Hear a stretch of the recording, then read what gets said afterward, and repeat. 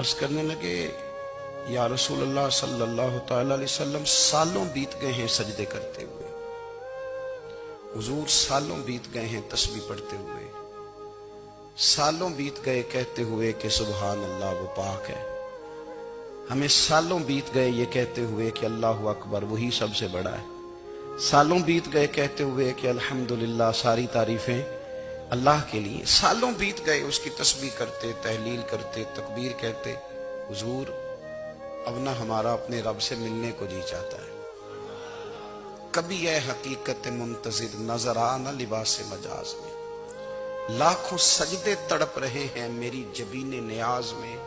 اور اقبال کہنے لگے کہ تیرے عشق کی انتہا چاہتا ہوں، تو میری سادگی دیکھ کیا چاہتا ہوں، میرا ذرا سا تو دل ہے مگر شوق اتنا، میں وہی لن ترانی سنا چاہتا ہوں۔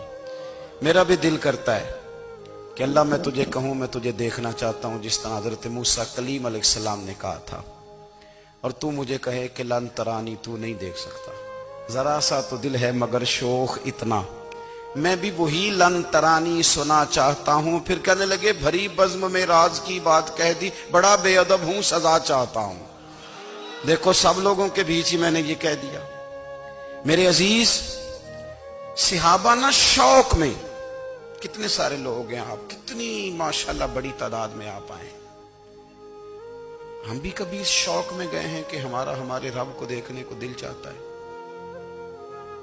ہمارا جی چاہے وہ کبھی ہمیں ملے، ہم کبھی اس کی زیارت کریں، اس کی بارگاہ کرم میں ہم حاضر ہوں۔ صحابہ نے عرض کیا یا رسول اللہ صلی اللہ تعالی وسلم ہمارا رب کہاں ہے؟ ہمارا نا اپنے رب کو دیکھنے کو جی چاہتا ہے۔ جب صحابہ نے یہ عرض کیا تو اللہ نے قرآن مجید نازل کیا، فرمایا وَإِذَا سَأَلَكَ عِبَادِي عَنِّي فَإِنِّي قَرِيبٌ، محبوب جب میرے بندے آپ کی بارگاہ میں آ کے میرے بارے میں پوچھے نا تو ان سے کہہ دینا میں ان کے قریب ہی ہوں، قریب ہی ہوں۔ دلیل کیا ہے؟ آئی اذا دان، یہ جب بھی مجھ سے دعا مانگیں گے میں ان کی دعاؤں کو قبول فرماؤں گا، میں ان کے قریب ہوں، میں ان کے قریب ہوں۔ یہ جب بھی دعا مانگیں گے نا میں قبول کروں گا، میں ان کے قریب ہوں۔ اللہ تبارک و تعالیٰ کے بندے اللہ سے محبت کرتے، رب کی بارگاہ میں جھکتے، اس کو اپنے دکھ سناتے، اس کے پیارے محبوب صلی اللہ تعالی علیہ وسلم کا وسیلہ لے کے اس کے حضور حاضر ہو جاتے، پیشانیاں سجدوں سے روشن ہوتی۔ ہم نہ ہر چیز کے لیے وقت نکالتے ہیں، ہر چیز کے لیے، لیکن عبادت کے لیے وقت نہیں نکالتے۔ ہر شے آباد ہے، ہر شے، ہماری فیس بک بھی آباد ہے، واٹس ایپ بھی آباد ہے، ہمارے ٹویٹر بھی آباد ہیں، ہماری ہر چیز آباد ہے۔ سب سے کم آباد ہمارا مصلی رہ گیا ہے، سب سے کم۔ وہ لوگ اب ڈھونڈنے سے ملتے ہیں جن کی بغل میں مصلی ہوتا تھا۔ میرے بھائی آپ کتنا کو دنیا کے پیچھے بھاگو گے تھکا دے گی، کتنا دولت کے پیچھے بھاگو گے تھکا دے گی۔ آپ جب اپنی زندگی میں جمع تفریق کرو گے نا تو مرتے وقت احساس ہوگا کہ سارا کچھ تو لوگوں کے لیے کیا، اپنے لیے تو کر ہی کچھ نہیں سکے۔ اور ہم عبادت کے معاملے میں بہانے بازی بھی کرتے ہیں، ہم کہتے ہیں اوہو رزق کمانا بھی تو عبادت ہی ہے نا، میں حلال روزی کے لیے جا رہا ہوں یہ بھی تو عبادت ہے نا۔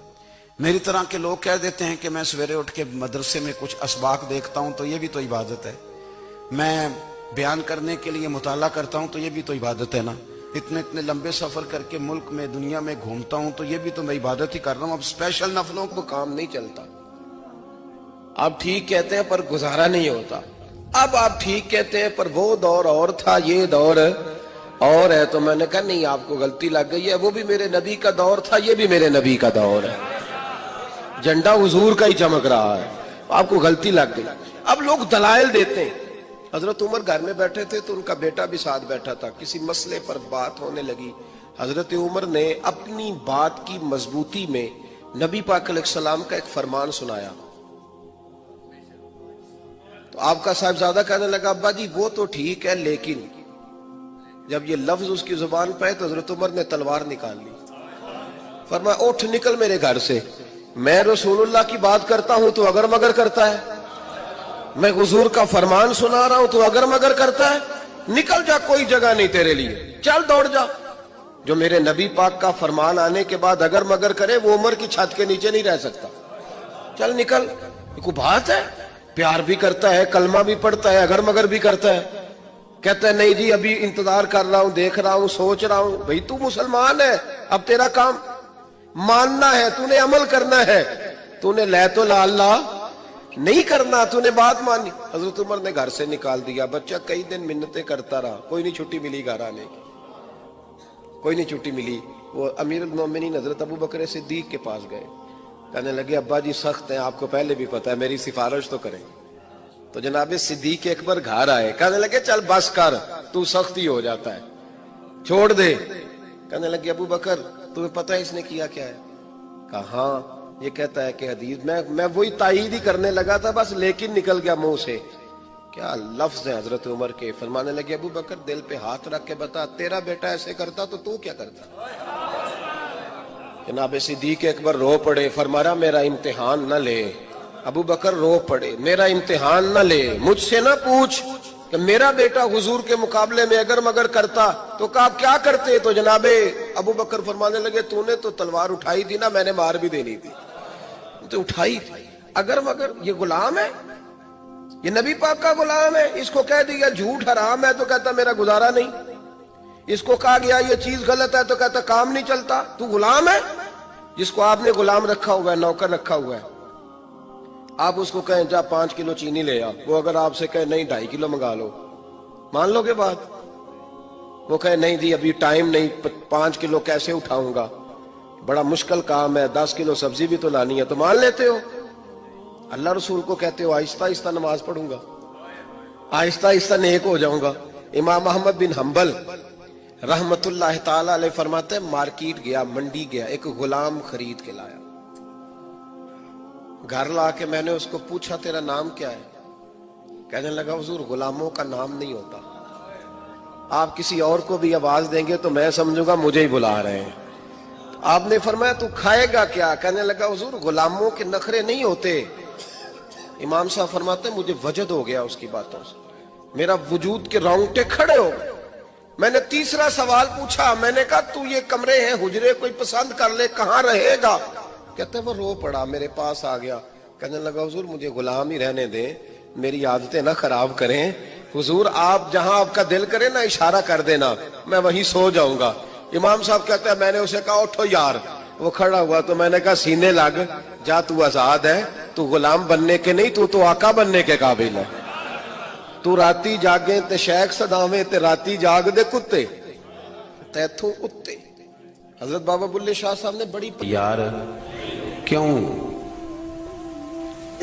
वो इसलिए कि वो समझता है जब तक सफाई ना हो बंदा अपने आप को खुद आसानी में महसूस नहीं करता। मेरी बात की समझ आ रही है आप हजरात को? जिसका बटन टूट जाता है ना महफिल में, उसकी सारी तवज्जो महफिल पे नहीं होती, अपने बटन पे ही होती। हालांकि कोई भी नहीं देख रहा, किसी को पता भी नहीं, लेकिन वो बार बार गौर करता है कि यार एक बटन मेरा काम है, किसी की नजर पड़ेगी तो कोई क्या सोचेगा। और घर जाके भी वो परेशान होता है कि तुमने ये क्या मेरे साथ सलूक किया, आज मुझे वो वाली वेस्टकोट दे दी जिसके 3 बटन ही कोई नहीं थे। मेरी बात को समझिएगा ये। और आप जितने मर्जी बड़े हैं, आप अपने आप को बड़ा महसूस नहीं करते। कपड़े अनधुले पड़े थे, धोने वाले थे, हुजूर घर तशरीफ ले आए। अल्लाह के रसूल सल्लल्लाहु अलैहि वसल्लम ने फरमाया आयशा इन्हें धो डालो। कपड़े जब धुल जाते हैं तो अल्लाह की तस्बीह करने लग जाते हैं। ये जब धुल जाते हैं तो अल्लाह की तस्बीह करते हैं। सफाई एक बड़ा जरूरी काम है और नबी पाक सल्लल्लाहु अलैहि वसल्लम ने इसको पसंद किया है। एक शख्स हुजूर के करीब से गुजरा तो उसने बिखरे हुए उसके बाल थे और बड़े उसके परागंदा हालत थी। कुछ लोग आर्टिफिशियल दरवेश भी बन जाते हैं, मेकअप करके भी दरवेश बन जाते हैं, यानी बिला सारा कुछ घर में पड़ा है ये कहते नहीं मैं दरवेश हो गया। तो इसको भी शरीयत पसंद नहीं करती।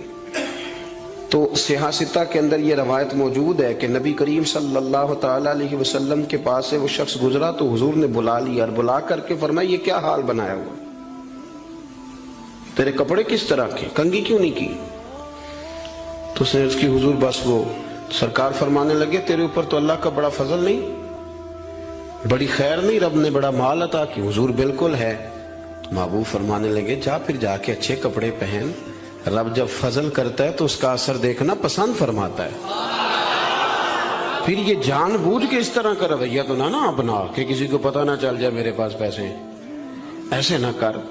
तो सफाई सुथराई, आप जाहिरी तौर पर अगर आप साफ सुथरे नहीं होते तो आप किसी महफिल के काबिल नहीं रहते।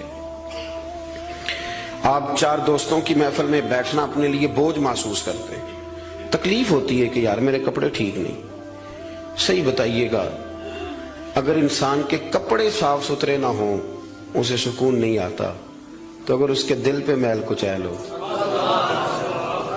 बहुत सारे लोग कहते हैं मुझे सुकून नहीं, लेकिन हम डरते हैं ना, हम उनको बता नहीं सकते, डरते हैं। बेसुकूनी की कुछ वजूहात होती हैं, कुछ सबब होता है। आप कपड़े मैले थे तो आप बेसुकून थे, तो अगर आपका दिल मैला कुचैला है ना, रूह पे कोई धब्बा लग गया है, ये धब्बे होते हैं। हसद एक धब्बे का नाम है, अदावत एक धब्बा है, तकब्बुर एक धब्बा है, ये सारे धब्बे। और बुखारी में नबी पाक अलैहिस्सलाम ने खुद फरमाया जब तुम गुनाह करते हो तो तुम्हारे दिल पर स्याह नुक्ता लग जाता है।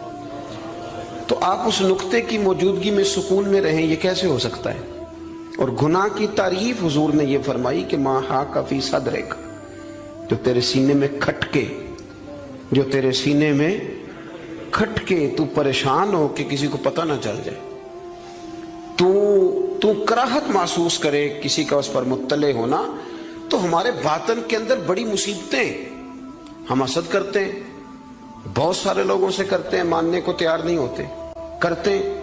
बल्कि इमाम गजाली रहमतुल्लाह अलैह तो फरमाते हैं कि हसद तो पाया ही मालदारों और साहिब इल्म लोगों में जाता है। वो कहते हैं गरीब आदमी, अनपढ़ बंदा तो इस दौड़ में शामिल ही नहीं होता।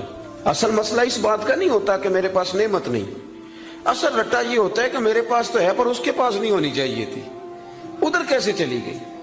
आला हज़रत बरेलवी रहमतुल्लाह अलैह ने बहुत सारी किताबों का निचोड़ एक जुमला मलफूज़ात शरीफ में लिखा है। आला हज़रत फरमाते हैं हसद करने वाला, ठीक है आप हक पे हैं, ये भी सबने कहा आप हक पे हैं, पर रोका भी सबने, आप रोके क्यों नहीं? तो इब्ने कसीर और इब्ने असीर लिखते हैं कि इमाम हुसैन रो पड़े, कहने लगे बहन मैं रुक जाता, पर मैंने रात को नाना मुस्तफ़ा को ख्वाब में देखा। तो हुजूर ने फरमाया हुसैन अगर आज ये रिवाज पड़ गया ना यजीद जैसे लोगों का, तो कयामत तक पड़ा रहेगा। फिर लोग कहेंगे कोई निकला नहीं था तो हमें भी निकलना, फिर लोग जालिमों के सामने गर्दनें झुकाने के आदी हो जाएंगे। मैं कहता रहता हूँ, कह रहा हूँ, करबला की जंग कुफर इस्लाम की जंग नहीं, कुफर इस्लाम की जंग नहीं करबला की, क्योंकि यजीद तो बड़ा पक्का नमाजी था, खुतबा देता था वो तो। जब इमाम हुसैन रज़ी अल्लाह ताला अन्हु ने करबला के मैदान में जुमे का दिन था तो यजीद के सामने को बात करनी शुरू की, अमर बिन साद के सामने। तो अमर बिन साद कहने लगा हुसैन ज्यादा बातें ना कर, हमारा जुमा लेट हो रहा है, जंग के लिए तैयार हो, फटाफट आ।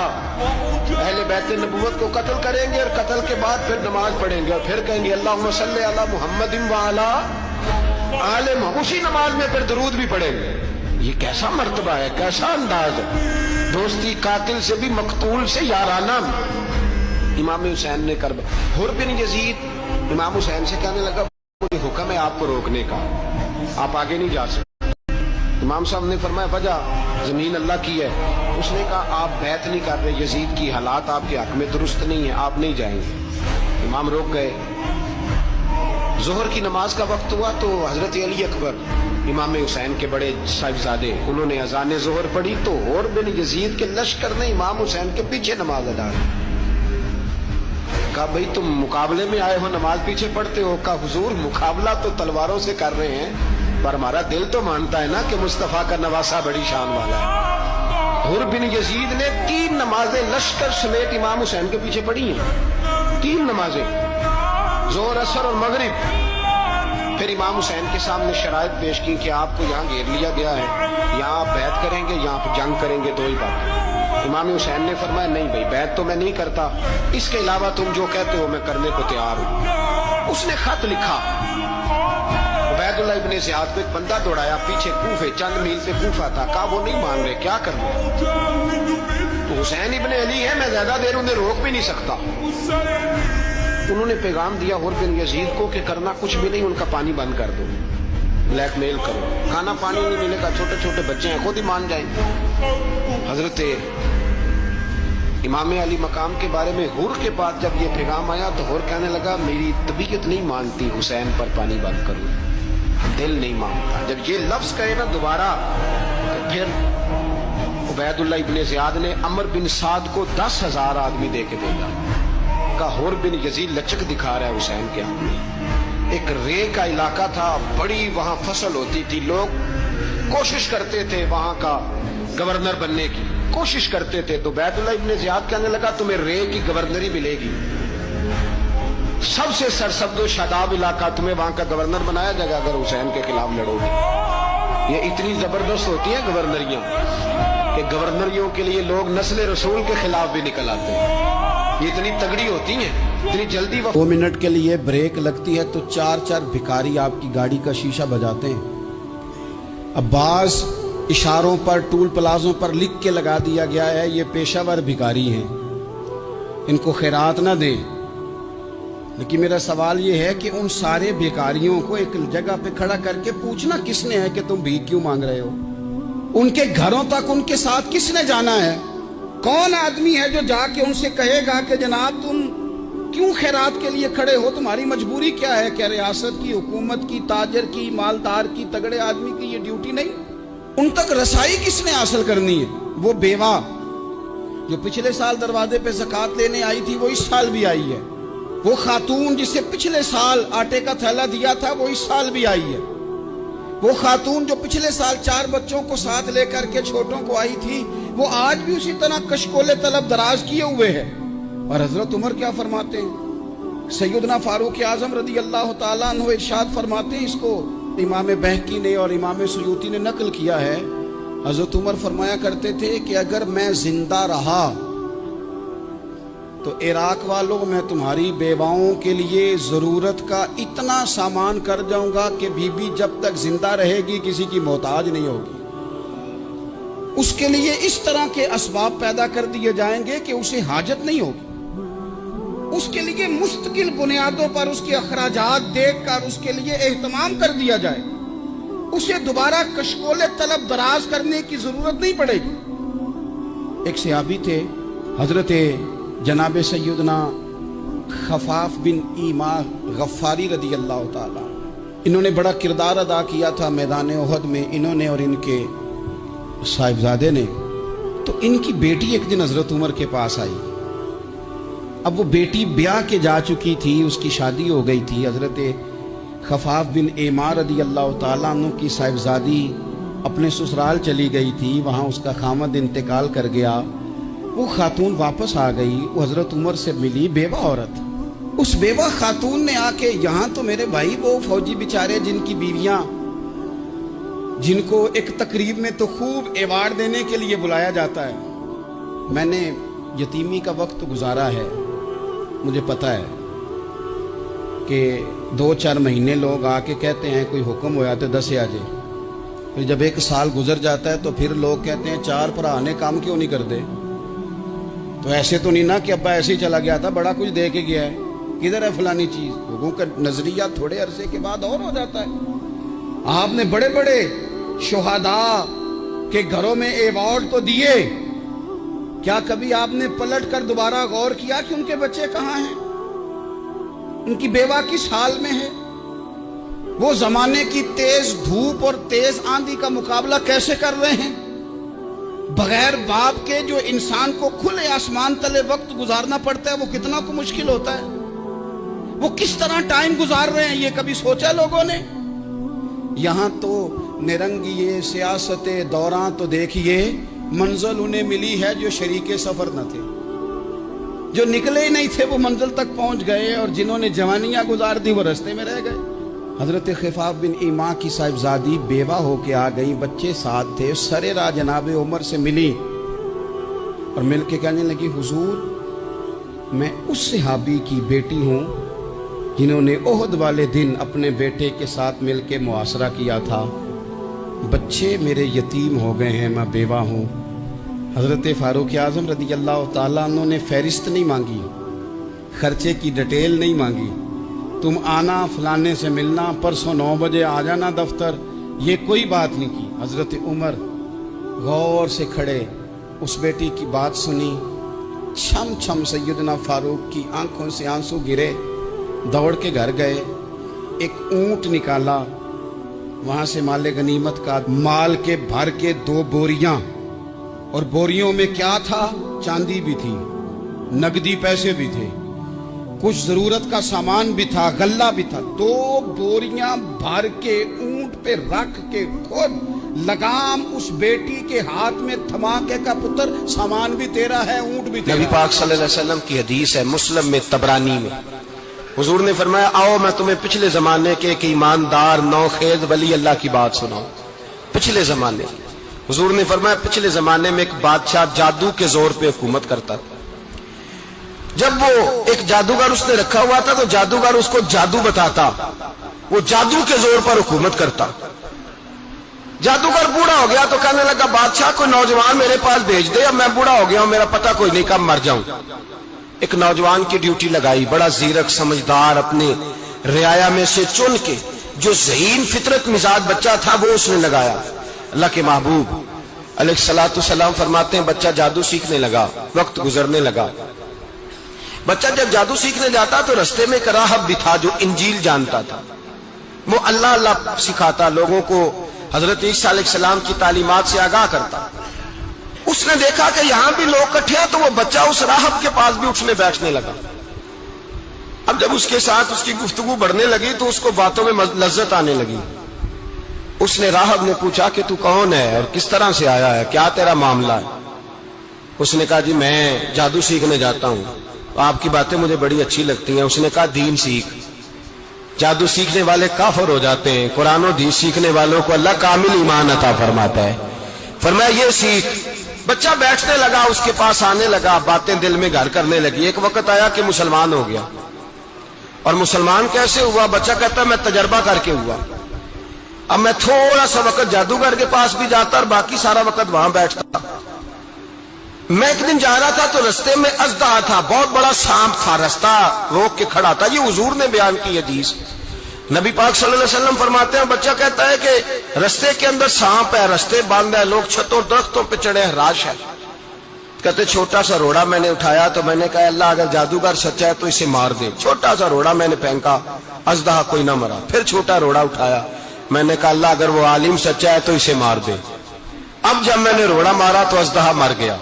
میرے اندر سے گواہی آئی نہیں دین کی باتیں سچی ہیں، نہیں قرآن کی باتیں اسلام سمجھانے کے لیے عرض کر رہا ہوں، اگرچہ اس دور میں انجیل تھی، اللہ رسول کی باتیں اچھی ہیں۔ کہتے میں مسلمان ہو گیا، اب میں نے راہب کے پاس ہی رہنا شروع کر دیا، جادوگر کے پاس چھوڑ دیا اس بچے نے آنا۔ بادشاہ پوچھتا کہاں زیادہ وقت گزارتے ہو تو وہ بات گول کر دیتا، وقت تیزی سے بڑھنے لگا۔ اللہ نے اس نوجوان میں طاقت پیدا کر دی، اب وہ اس کے اندر نا اللہ نے توانائی روحانیت پیدا کر دی، ابھی جوان ہے، 14-15 سال عمر ہے۔ اللہ نے اب جو بیمار بھی آتا وہ دعا کرتا تو اللہ صحت عطا کر دیتا، جو بھی آتا۔ بادشاہ کا ایک درباری تھا، بادشاہ کو پنکھا جلتا تھا، وہ اندھا ہو گیا، کوئی ایسی تکلیف آئی کہ نابینا ہو گیا، بڑے علاج کرائے شفا نہیں ہوئی۔ کسی نے اس بچے کا پتہ بتایا کانوں میں، اس کے پاس گیا تو بچہ کہنے لگا شفا تو ہو جائے گی پر کلمہ پڑھنا پڑے گا، مسلمان ہونا پڑے گا، جس پیغمبر کا میں غلام ہوں تجھے بھی بننا پڑے گا، دین پہ عمل کرنا پڑے گا، اللہ شفا دیتا ہے۔ اس نے کہا تو مجھے کلمہ پڑھا، مجھے شفا دے، میں تیار ہوں۔ اس نے کہا شفا تو اللہ دیتا ہے۔ اس نے اللہ تبارک و تعالیٰ کا ذکر کر کے دعا مانگی، یہ مسلم شریف میں حدیث ہے، طبرانی میں موجود ہے۔ اللہ نے اسے شفا دی، اس نے کلمہ پڑھنا شروع کر دیا۔ یہاں ایک نقطہ لکھا ہے ہمارے علماء نے، کہتے ہیں جب اللہ ولایت عطا کرتا ہے نا تو یہ سفید بالوں